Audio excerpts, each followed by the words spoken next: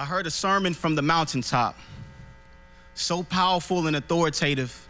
The words rushed my heart like an avalanche. It was like a king sitting on his throne, commanding his people.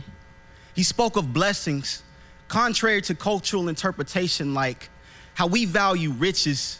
He said, "Blessed are the poor in spirit, for they shall inherit the kingdom of God." Maybe some people thought they could buy their ticket, but what is the price of a man's soul that Jesus hasn't already compensated for?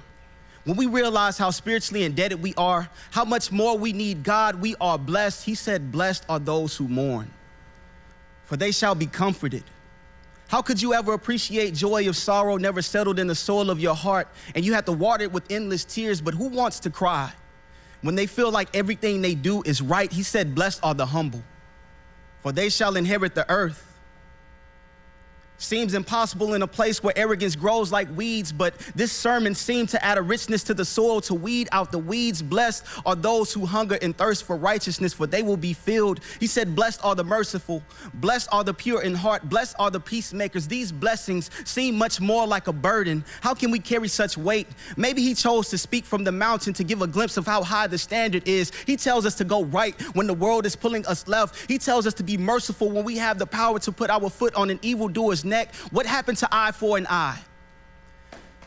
Maybe I don't see what his eyes see in me, a propensity to partake in this world's evil deeds. He sees how much better we could be in this world. All I see is this mountain I have to climb, an uphill battle, a fight to the finish. Is that the purpose? Is that the purpose, to show the chink in my armor, how the world has already pierced it? Mark me as one of theirs. This sermon pierced hearts, not to kill, but to revive. He set the standard so high, he knew the world would hate anyone that strives. He said, "Blessed are those who are persecuted because of righteousness."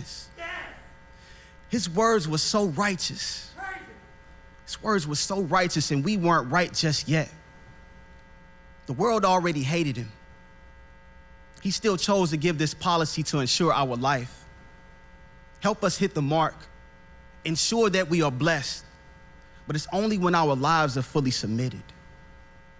It's when we will be blessed. Thank you.